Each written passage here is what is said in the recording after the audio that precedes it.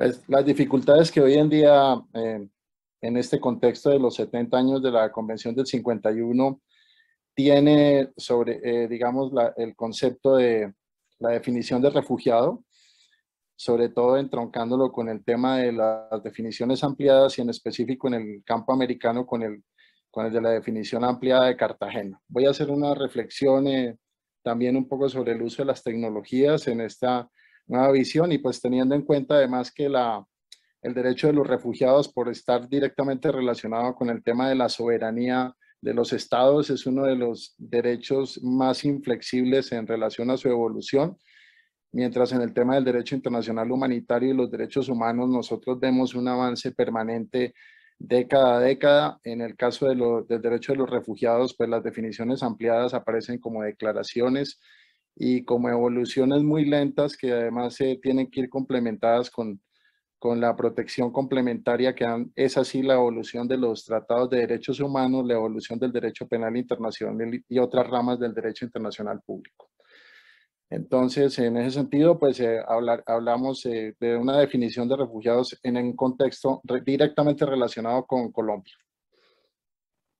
Para, pues, un poco los antecedentes históricos, pues, por supuesto, antes de la actual Organización Internacional de las Naciones Unidas, en el contexto de la Sociedad de las Naciones, pues el tema del genocidio armenio, por supuesto, y en el tema de migraciones, pues el repliegue de las migraciones alemanas, de la etnia alemana hacia el centro de Europa, desde el propio centro de Rusia, ¿no? Pues que marcan un poco el inicio ya jurídico de la evolución de los conceptos de tanto del derecho de la nacionalidad en el caso alemán como en el comienzo de lo que hoy en día es en un contexto de la Organización Internacional de las Naciones Unidas, el tema de los refugiados.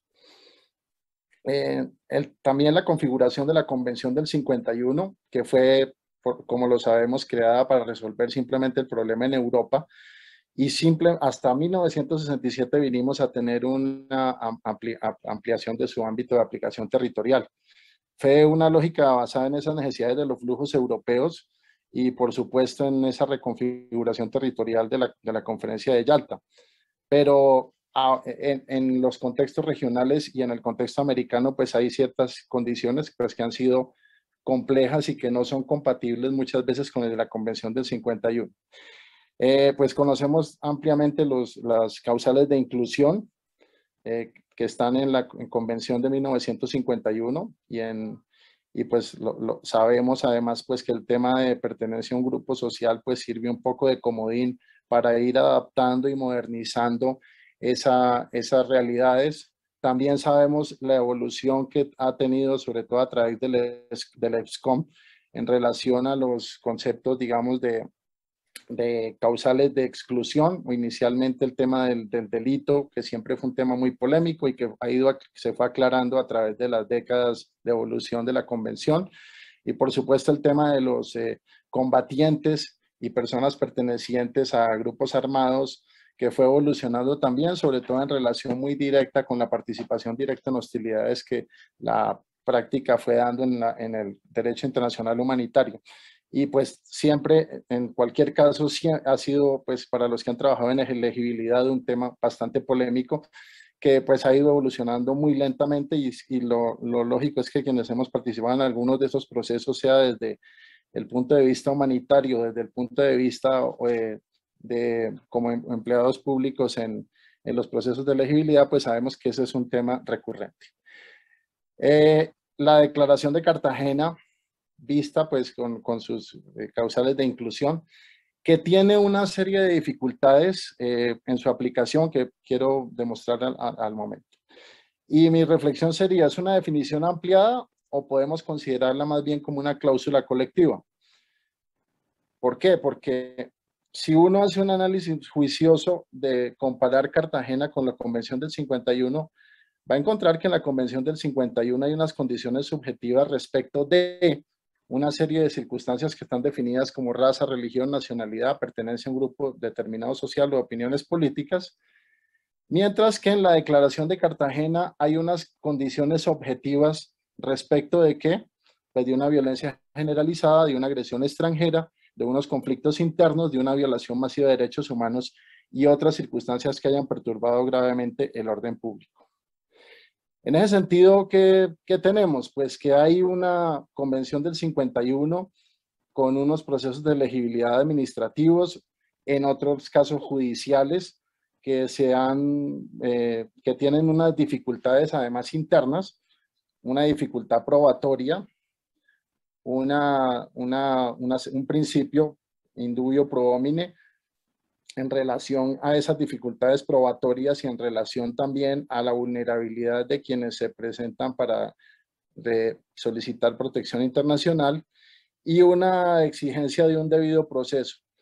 Pero en definitiva también, por todo ello, un largo tiempo en relación al tiempo, a lo que debería ser una respuesta inmediata para una situación humanitaria.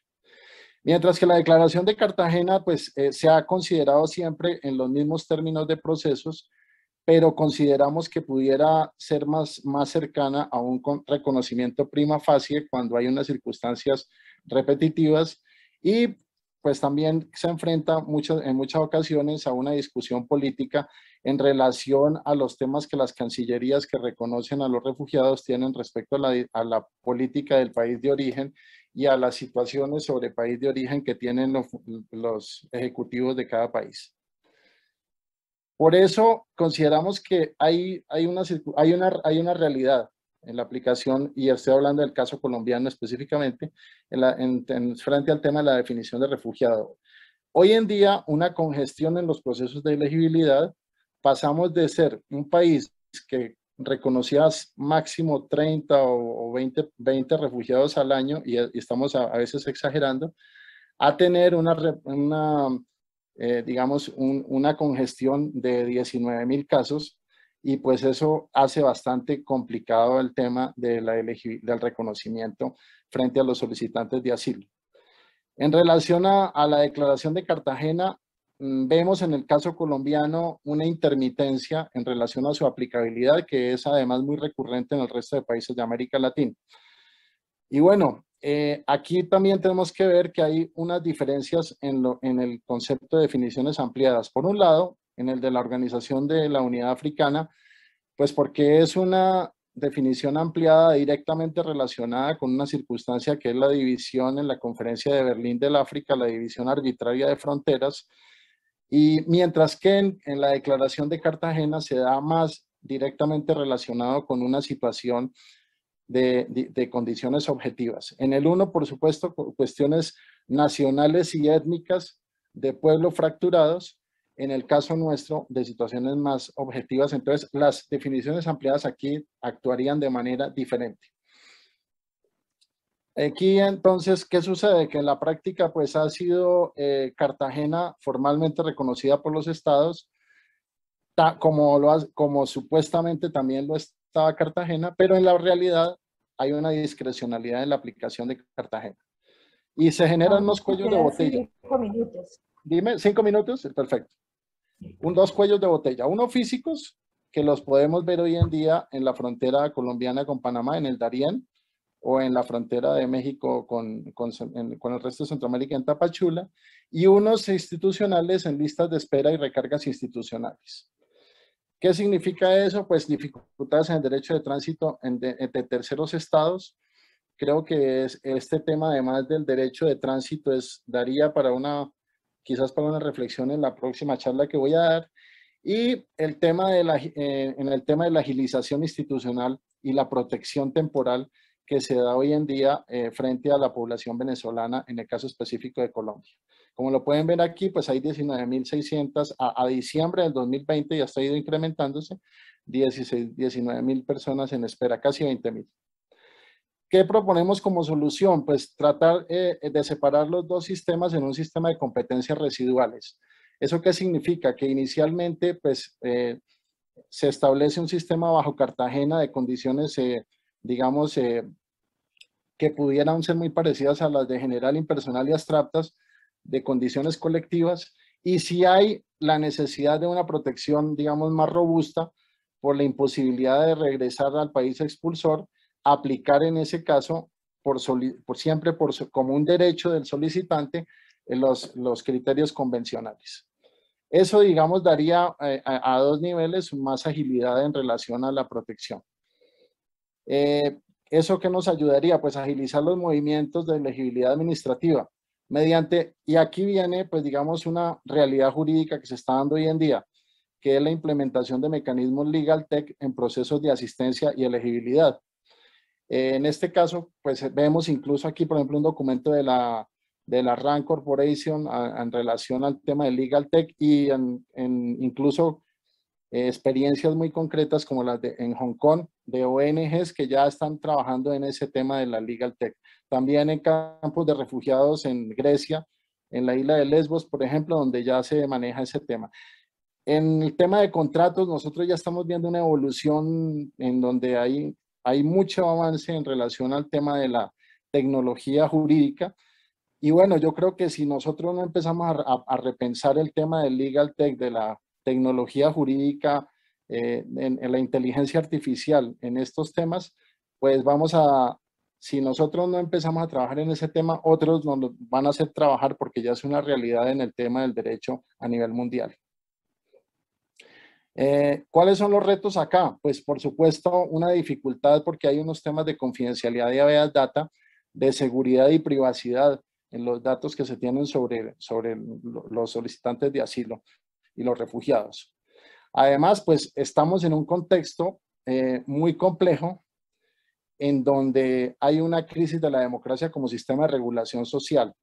Vemos una serie de divisiones identitarias, de democracias de superficie, de oposiciones de bloqueo en extremos que hacen muy complejo hoy en día el panorama social.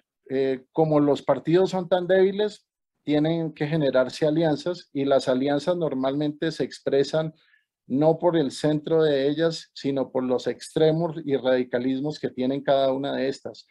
Eso ha significado a nivel mundial una radicalización de la política y un bloqueo de las democracias, un bloqueo cíclico entre opositores que ha eliminado, digamos, los mecanismos de respeto por la democracia y ha imposibilitado un poco eso. Una de las situaciones más preocupantes, además, como generadora de refugiados, que podemos ver es que en la última encuesta del Latinbarómetro, solamente un 49% de los latinoamericanos creen en la democracia.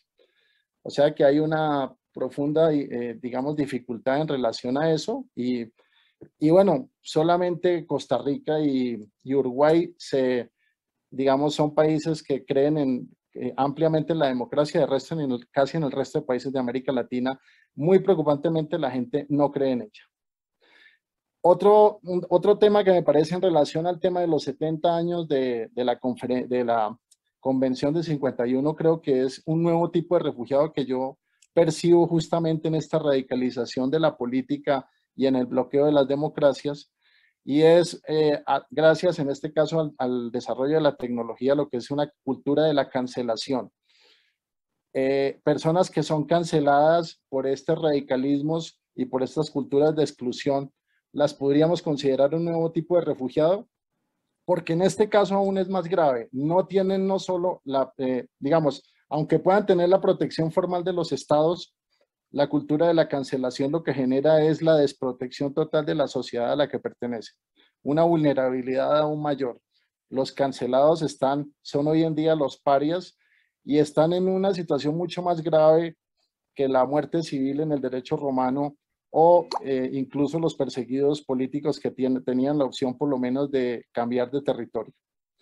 Mauricio, Por tengo eso, más pues tiempo. hoy en día cada vez es más importante en temas relacionados también con la tecnología, un derecho al olvido, al anonimato y a no ser molestado.